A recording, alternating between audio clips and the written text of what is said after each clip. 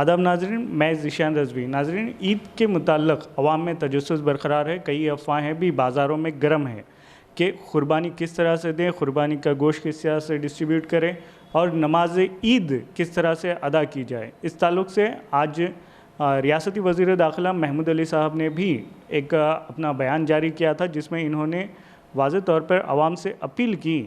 कि वो नमाज ईद घरों पर ही अदा करें और ईदगाहों में नमाज अदा ना करें। इसकी सबसे अहम वजह ये है कि कोरोना वायरस जो महल्लुक बीमारी है, उसको तेज़ी से मौजूदा हालात में वो तेज़ी से स्प्लिट हो रहा है। जहाँ पर माह रमज़ान में वाज़ेह रहे कि कोरोना वायरस ज़्यादा ना फैले, इसलिए उन्होंने ये अहकामात जारी किए। इससे क़ब्ल माह रमज़ान में जहाँ पर निज़ामाबाद में सिर्फ 61 केसेस थे, वो भी सेहतयाब होने के बाद निज़ामाबाद ग्रीन जोन में आ गया था। लेकिन इस बार हालात कुछ तब्दील हैं और हालात और भी ज़्यादा ख़तरनाक हैं। इस बार यहाँ पर सिर्फ निज़ामाबाद में 750 से भी ज़ायद केसेस अब मौजूद है कोरोना वायरस के,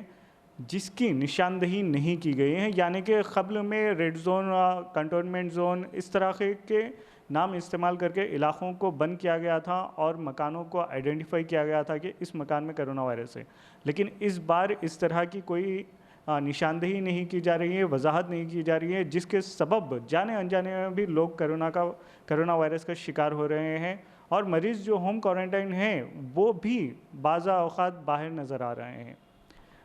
इस तरह से ईद के मुताल्लिक़ इनका ये बयान काफ़ी अहम साबित हुआ है और इनके बयान के बाद आज ज़िले में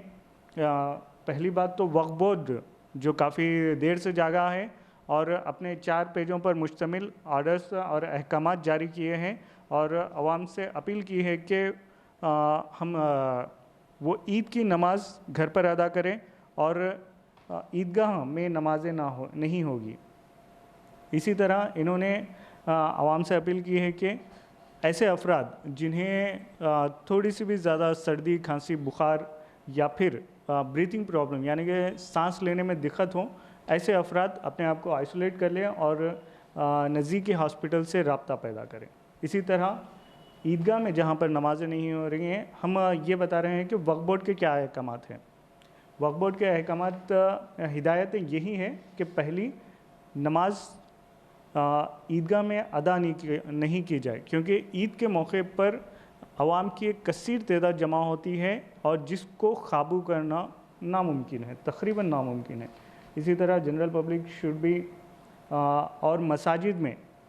इन्होंने वक्फ़ बोर्ड के अहकामात के मुताबिक एक मस्जिद में एट ए टाइम सिर्फ 50 मुसल्लियों को इजाज़त दी गई है मस्जिद में नमाज अदा किए जाने की। इस दौरान में भी इन्होंने कई अहकामात, कई हिदायतें जारी की हैं कि मुसल्लियों की तादाद को कमेटी मुतय्यन करे। उसके अलावा हैंड सैनिटाइज़र, मास्क का माकूल एहतमाम रखें और आवाम का टेम्परेचर चेक किया जाए। इसी तरह ज़ईफ़ हज़रात और बच्चों के दाखिले पर कम्प्लीटली रोक लगाई जाए और जिन अफराद में कोविड-19 की अलामतें हों, जिस तरह से सर्दी, खांसी, बुखार या फिर ब्रीथिंग प्रॉब्लम हो, सांस लेने में दिक्कत हो, इनको इजाज़त ना दी जाए और ऐसे अफराद घर पर ही नमाज अदा करें। इसी तरह क़ुरबानी के मुताल्लिक़ भी काफ़ी तफसील में गाइडलाइंस जारी की हैं कि वो जहाँ पर भी मार्केट है, वो मार्केट, पहली बात तो ये कि बाज़ारें बंद है। यहाँ पर भी हम देख सकते हैं कि नंदीपेट हो या फिर इंदलवाई, साटापुर, ये तमाम बाज़ार बंद है अभी मौजूदा हालात में। लेकिन जहाँ पर भी क़ुरबानी के लिए मवेशियों के ख़रीदो फ़रोख्त होती है, ऐसे मुकामात को शहर से दूर रखने की हिदायत दी है। उसी तरह इन मुकामात पर मास्क का इस्तेमाल और सैनिटाइज़र का इस्तेमाल वाज़ेह तौर पर करने की हिदायत दी गई है। बिना मास्क के जिस तरह से अभी ये चल रहा है, नो परमिशन विदाउट मास्क, इसी तरीके से ही हिदायत जारी की है। और इसमें वाज़ेह क्या है कि बार बार हाथ धोया जाए और बच्चों को और ज़्यादा ज़ईफ़ हज़रात को मार्केट या बाज़ार ना ले जाया जाए। और जब भी ऐसे अफराद जो खांसी या फिर रिपीटेड, वही बताया गया है कि जिन अफराद को अलामतें हैं कोरोना वायरस की या फिर बुखार सर्दी खांसी, उन अफराद को इन बाज़ारों से दूर रखा जाए। स्लाटरिंग यानी कि कुर्बानी के ताल्लुक़ से भी कई हिदायतें जारी की हैं, जो नॉर्मल ज़बान में हम कहते हैं जो क़साब हैं वो उन्हें हद तक हैंड वाश का सामान मुहैया कराया जाए, मास्क, और ज़्यादातर अगर ज़रूरत पड़े तो पीपीई किट का इस्तेमाल करते हुए वो स्लाटरिंग करें, ताकि उमूमन ये होता है कि क़साब एक घर से दूसरे घर जाते हैं, दूसरे घर से तीसरे घर, तो अगर वो पीपीई किट अगर पहने तो वो ज़्यादा महफूज रहेगा। इसी तरह जो नाइफ़ वगैरह इस्तेमाल किया जाता है उसको भी रेगुलर सैनिटाइज़ किया जाए, और क़ुरबानी की जगह भी काफ़ी साफ़ सुथरी हो, और क़ुरबानी के बाद भी उसे अच्छी तरीके से सैनिटाइज़ किया जाए उस इलाके को, और जहाँ तक भी जानवर के ज़ुबा होने के बाद का भी मरहला है उसको भी हाइजीन रखा जाए और साफ़ सफाई में रखा जाए, और डिस्ट्रीब्यूशन भी इस हो सके तो कम किया जाए, यानी कि आवाम से जितने कम रिश्तेदारों से जितना कम मुलाकात करे उतना बेहतर है, इसमें हिदायत दी गई है।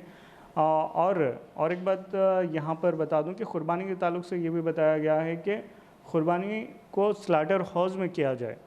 तो मैं यहाँ पर इनके ये भी खामी है कि अगर स्लाटर हाउस में क़ुरबानी अगर की जाए, यानी कि बड़े जानवर के, जब इसमें बताया गया है कि बड़े जानवर की जब आप क़ुरबानी दें तो उसे स्लाटर हाउस में किया जाए, और अपने इलाक़ों में यानी कि गलियों में या फिर खुले मुकामात पर, सड़कों पर जानवरों को क़ुरबान ना किया जाए। तो इसमें एक तो बात ये है कि वक्फ बोर्ड की जानिब से जो आज अहकामात आए हैं वो काफ़ी लेट आए हैं, यानी कि 29 तारीख को आए हैं, जबकि 1 तारीख को ईद है और बाज़ार लग चुके हैं।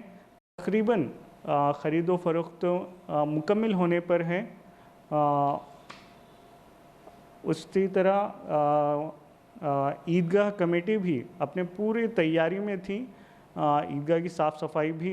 के काम भी शुरू हो चुके हैं थे। ऐसे में एक तो इनकी जानिब से, वक्फ बोर्ड की जानिब से काफ़ी लेट हिदायत, काफ़ी ताख़ीर से हिदायतें आई हैं। उसके अलावा चंद हिदायतें काफ़ी आवाम को तकलीफ़दा हैं और नावाजिब भी है, क्योंकि अगर निज़ामाबाद की बात ली जाए तो यहाँ पर एक स्लाटर हाउस है हमारे शहर में। अगर क़ुरबानी अगर स्लाटर हाउस में दी जाने की बात है तो उसके लिए हो सकता है कि जितनी ईदगाह में आवाम जमा ना हो उससे ज़्यादा स्लाटर हाउस में जमा होगी, और इससे काफ़ी ज़्यादा नुकसानदा हो सकते हैं, क्योंकि उमूमन स्लाटर हाउस में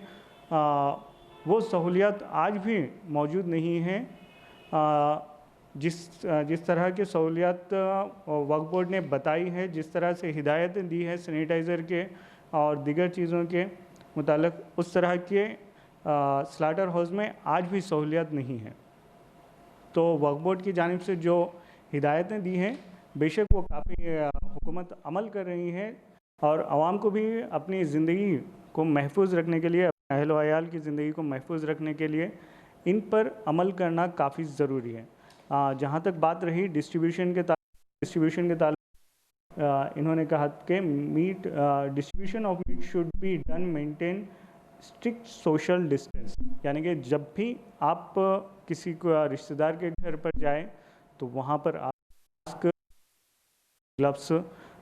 और बेहतर रहेगा कि सोशल डिस्टेंस मेंटेन करें, और इस ईद को हैंडशेक या फिर गले मिलने से बेहतर है कि इस ईद आप दिल से मिलें।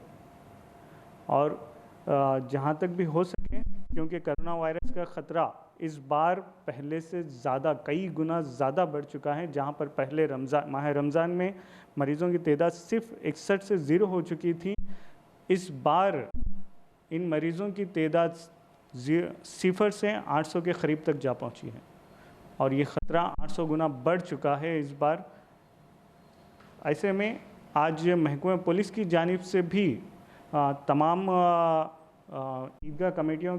व ज़िम्मेदारों का एक इजलास अमल में लाया गया, और जहां पर महकमा पुलिस ने हिदायत दी कि ईदगाह में इस बार नमाज अदा नहीं की जाए, जिस पर आवाम की हिफाजत के मद्देनज़र कमेटियों ने भी रजामंदी का इजहार किया है और आवाम से अपील की है कि वो इस की नमाज या तो अपनी करीबी मस्जिदों में अदा करें, जिस तरह से वक्फ बोर्ड ने हिदायतें जारी की हैं, और अपने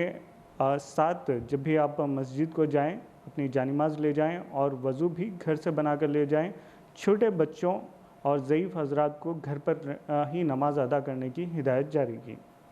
ये थे ईद के लिए वक्फ बोर्ड, वो वज़ीर दाखिला और हमारे ईदगाह कमेटी की हिदायतें। आवाम से अपील है कि वो इस ईद को महफूज तरीके से मनाएं और ज़िंदा, जैसे कि हमारे रुकन असम्बली शकील आमिर साहब ने भी मैसेज दिया है कि ज़िंदा रहेंगे तो फिर से ईद मनाएंगे और सबके साथ इससे ज़्यादा खुशियाँ मनाएंगे। इस बार आवाम ईद को एहतियात से मनाएं, जितना हो सके वो आवाम से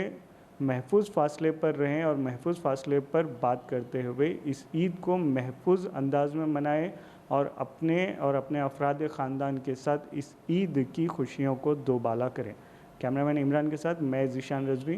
रोशनी टीवी निज़ामाबाद के लिए। अल्लाह हाफ़िज़।